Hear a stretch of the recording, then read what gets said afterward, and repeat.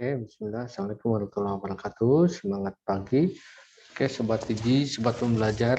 Berjumpa lagi bersama saya, Rahmat Iskandar, di kelas profesional menjadi programmer.net. Oke, di pertemuan ketujuh ini kita akan bahas, atau saya akan sharing, saya akan jelaskan mengenai array di Prebinet 2010 ya.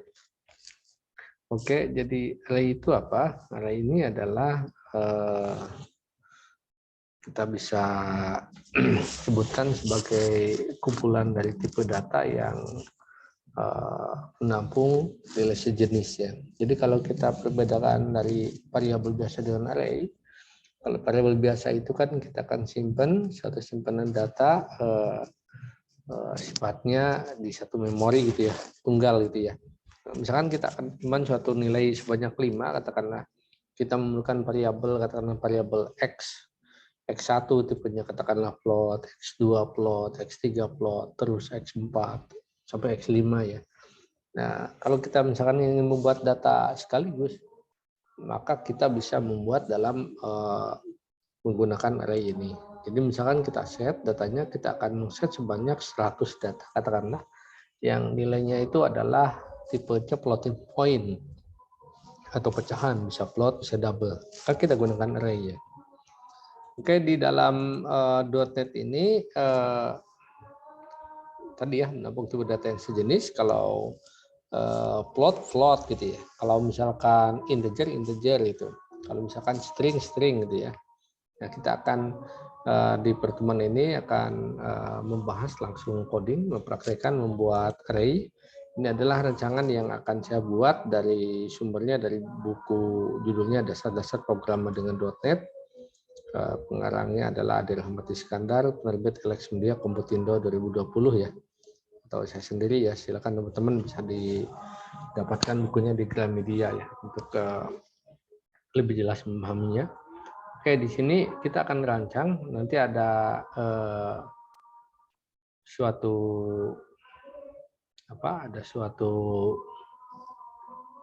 rancangan, yaitu terdiri dari kode obat, nama obat, kemasan, harga beli, harga jual. Kemudian sini ada text box-nya. Jadi sudah kita rancang, kita akan namakan, berarti ini name-nya adalah txt kode atau txt kode obat, silakan. Yang penting teman-teman konsisten gitu ya.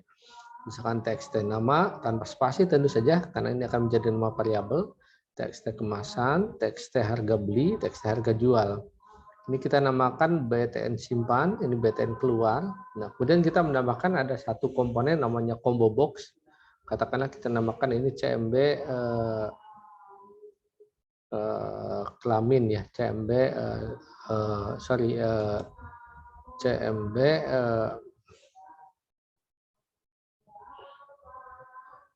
jenis obat gitu ya, atau misalkan CMB apa gitu ya, kita tampilkan ya.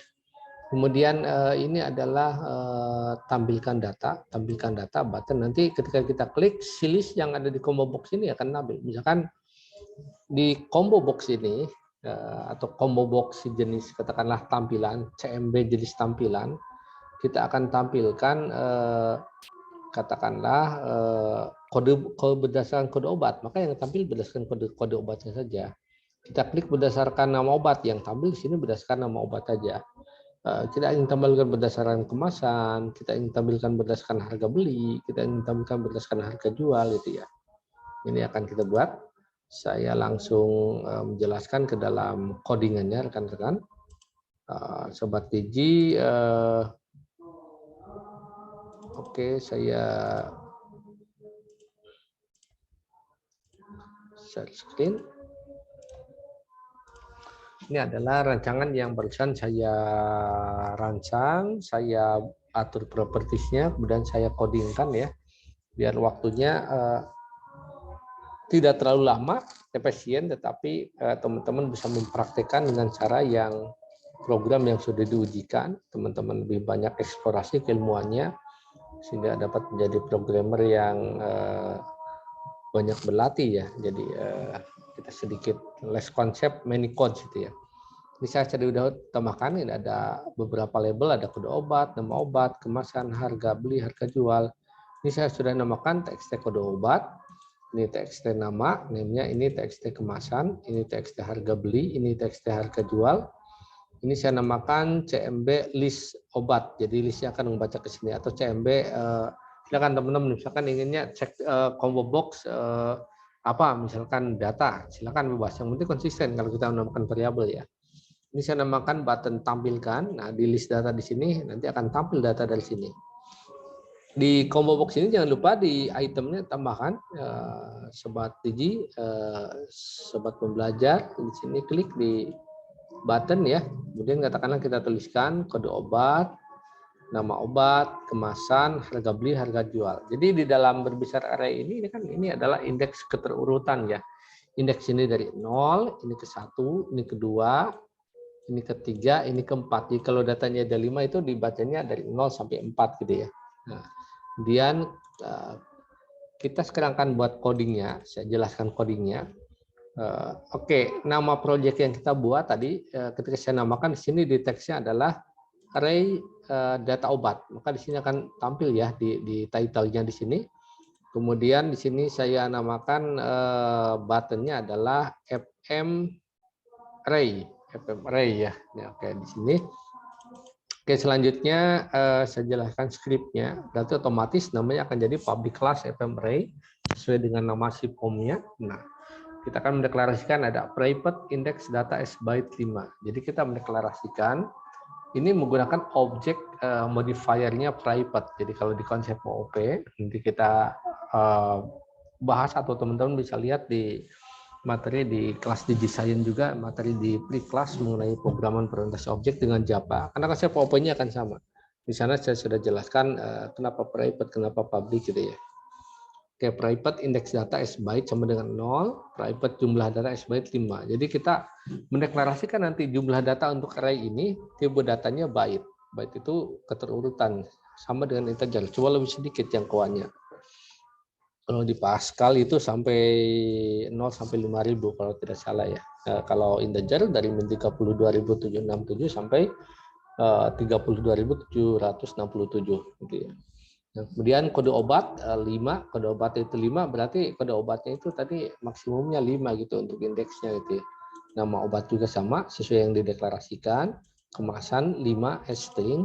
Kemudian harga beli as integer. Jadi kalau beli kan angka keluarnya. Berapa harga belinya? 20.000 gitu ya angka. Berapa harga jualnya? 25.000 misalkan gitu ya. Ini adalah deklarasi global yang kita deklarasikan. Nah, selanjutnya kita akan tambahkan coding untuk script button simpan. Nah, di button simpan ini kita seleksi dulu. Jika indeks data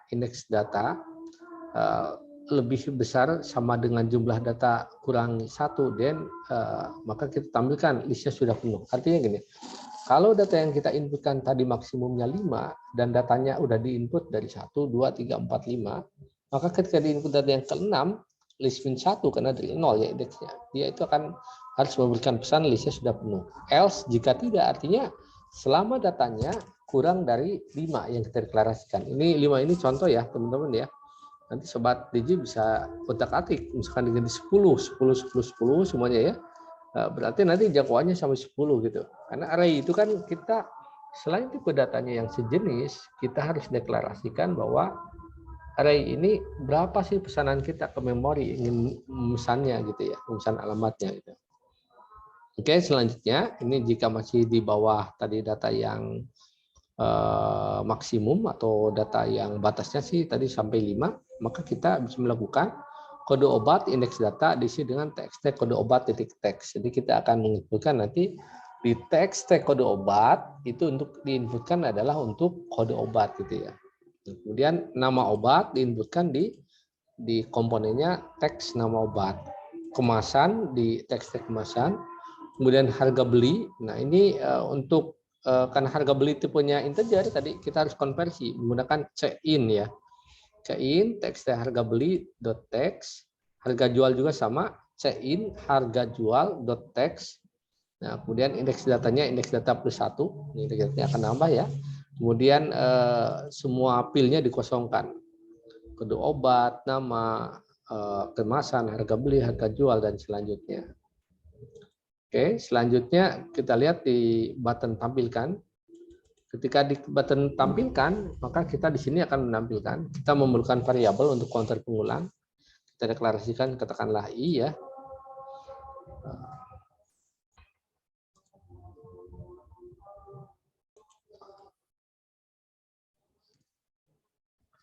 Oke, Sobat Didi, saya lanjutkan lagi. List data.items.clear, jadi semua list datanya dalam keadaan kosong. Kemudian kita menggunakan slash case ya. Slash case cmb list data. Jadi tadi kita list data di combo box yang sudah kita isi kode obat, nama, kemasan, harga beli, harga jual itu ya. Dot selected index. Case is 0, jika 0 berarti ini yang pertama. For kita juga selain menggunakan selection menggunakan slash case, kita juga menggunakan looping for i 0 to index data min 1. Jadi kita ulangi dari 0 sampai indeks data terakhir. Jadi kalau datanya ada 5, dia harus diulang sebanyak 5 kali gitu ya. Nah, maka list data.item adds kode obat yang ke i. Kode obat yang ke itu ya kode obatnya yang mana yang diinputkan gitu ya. Harus baca itu. Next, kemudian case is sama dengan 1, berarti berikutnya untuk nama obat gitu ya. Case is 2, berikutnya untuk kemasan. Case is 3 untuk harga beli. Case is 4 untuk harga jual gitu ya. Nah, kalau dikeluar paling mudah ya, tinggal klik aja scriptnya, ketikkan NND ya. Oke, kita akan masukkan ke sini. Kita akan coba running, kita coba demokan. Karena ada 2 form, kita pilih dulu di propertiesnya. Pilih di sini FM array ya. Ya mungkin kalau di project selanjutnya yang udah nyata tidak perlu diubah-ubah. Kita akan pakai menu kalau di project yang real. Dan datanya disimpan ke database ya. Saya coba running. Oke, saya stop share, saya tampilkan hasil view-nya. Oke, di sini ada ya. Array tipe obat. Misalkan saya masukkan kedua obatnya adalah OBT 101, namanya katakanlah ngarang saja nih, Bodrex itu ya, kemasannya tablet, harga belinya katakanlah 4.000, kejualnya katakanlah 5.000 ya, misalkan, dan kita simpan ya, misalkan OBT2 namanya adalah Ramex itu ya, kemudian kemasannya sama tablet, harga belinya 5.000, harga jualnya katakanlah 6.500. Kemudian kita simpan. Nah, coba kita lihat teman-teman, ketika diklik di sini di listnya ada kode obat, nama obat, kemasan, harga beli, harga jual. Ini dari mana? Ini datanya kita peroleh dari yang kita inputkan di item. Jadi kalau kita klik kode obat, kita tampilkan. Nah, dia akan menampilkan 2 list kode obat yang sudah diinput. Data list array ini akan sebanyak tadi yang kita deklarasikan. Datanya misalkan ada berapa tadi? Ada 5 ya. Misalkan ngarang saja. Oh, sorry, ini harus di-running dulu ya. Oke. Jadi datanya akan berulang sebanyak 5 kali ya. Sebanyak 5 kali. Tergantung dari batasan array yang kita ingin buat. Jadi kalau datanya misalkan ada 5, batasannya 5. Kalau misalkan ada 4, maka berarti ada 4 ya. Oke, kita akan lanjutkan untuk yang berikutnya. Untuk yang berikutnya kita akan membahas mengenai contoh menggunakan array dinamis. Array dinamis itu adalah sama seperti tadi, tetapi kita nanti menyediakan suatu button untuk set array. Jadi kalau misalkan datanya tadi akan diulang sebanyak 5 kali, nah kalau ini misalkan tadi datanya udah penuh 5, nah kita ingin set datanya ingin ditambah sampai 10 gitu, berarti set array-nya katakanlah jadi 20 atau di atasnya, 15 atau di atasnya gitu ya. Oke. Oke, saya coba share screen dulu rekan-rekan. Ini yang kedua. Ini rancangan dari array dinamis yang akan kita buat. Ya, jadi nanti kita di sini akan memerlukan ada data kemasan obat. Ini adalah title-nya ya. Di sini ada kode kemasan, ada nama kemasan. Kemudian kita nanti ada button simpan, ada lihat, set array ini. Jadi kalau misalkan tadi 5, jadi si programmer, si user nanti bisa nge-set di sini ya. Nanti masuk ke sini. Nah, kita coba saya jelaskan dari codingan yang sudah saya buat. Nah, ini untuk tadi saya sudah buat codingkan. Oke, di sini ada saya namakan TXT kode, ini namanya TXT kemasan, ini kode ini button simpan, ini button lihat, ini button set array, ini button keluar, ini list kode ya. Misalkan saya namakan list kode, ini adalah list kemasan. Oke, saya coba klik di sini. Saya deklarasikan variabel yang sifatnya global. Jadi teman-teman bisa dilihat di sini. Misalkan saya deklarasikan dim indeks data s byte sama dengan 0, kemudian private jumlah data s byte sama dengan 5. Nah, katakanlah defaultnya dibuatnya 5 itu ya. Nah, kemudian dim kode kemasan string, dim nama kemasan punya string juga gitu ya. Nah, dari sini selanjutnya kita akan coba saya klik untuk lihat data. Nah, di sini lihat data kita deklarasikan skripnya, kita buat skripnya dim is byte. Jika indeks data lebih besar daripada 0, maka kita seleksi dulu list kode.item yang kita kosongkan dulu, list kemasan item yang kita kosongkan dulu, kemudian kita ulang for i sama dengan 0 to indeks data min 1 ya, sampai indeks data yang terakhir. List kode item add kode kemasan, berarti kode kemasan akan ditambahkan, kemudian nama kemasan ya. Nah, selanjutnya kita akan menambahkan di sini di set array. Nah, set array ini kita deklarasikan jumlah data itu tadi kita deklarasikan di array kan defaultnya 5 nih, teman-teman ya. Bisa lihat di sini ya. Nah, kalau kita lihat di scriptnya set array, jumlah data sama dengan input box. Kita menggunakan input box, berarti nanti ada box UI ya. Nah, katakanlah jumlah array, set jumlah array. Nah, nanti kita ganti di sini nih, teman-teman, ketika di running. Defaultnya 5, ingin dijalanin jadi berapa? Jadi 10, jadi 15, jadi 100, jadi 1000 gitu ya. Jadi berapa gitu. Redeem kode kemasan jumlah data. Redeem itu fungsi di .NET itu, VBNet itu untuk mengeset si variable array yang ada menjadi 0 gitu ya. Menjadi ke 0 ya. Redeem kode pengasahan jumlah data, jadi kalau ada dia akan input ke 0 ya. Redeem nama kemasan ya. Kemudian list data. Nah, saya coba running. Oke, sorry ini kita harus harus jalankan dulu di sekalian sambil saya share screen. Sekalian kita jalankan ini ya. Pilih dulu rekan-rekan kalau kita belum pakai menu properties. Di startup form-nya pilih array dinamis. Kemudian kita running. Oke. Ini ya. Misalkan kode kemasan, ngarang saja kakak 1, kemasannya katakanlah kapsul. Kemudian kita simpan gitu ya. Kakak 2, katakanlah tablet gitu ya. Simpan gitu ya. Kakak 3, katakanlah cair gitu ya. Katakanlah kakak 4 gitu ya. Apalagi obat itu. Serbuk misalkan ya. Ketika kita simpan, dia akan tampil terus ya. Ini kan datanya tadi setnya 5 ya. Nah, ketika kita lihat di sini, ini set defaultnya 5. Kita ingin menambahkan supaya datanya ketika kita tambahkan 5, nanti dia akan nyimpan. Kita tambahkan 6, ini akan ada pesan list sudah penuh. Nah, supaya datanya tidak penuh, nah kita bisa set lagi tambah di sini misalkan. Jadi berapa? 10 gitu ya. Nah, itu contoh yang bisa dilakukan. Oke, silakan nanti Sobat Tiji, Sobat Pembelajar bisa dicobakan dari penjelasan dan coding yang disampaikan. Terima kasih. Kita bertemu di bahasan selanjutnya. Semakin menarik nanti kita bahas mengenai sorting, kita bahas mengenai searching, kita bahas bikin aplikasi project Krill di .NET menggunakan .NET dan database katakanlah ke SQL Server, kemudian datanya nanti bisa disimpan, tidak berubah gitu ya.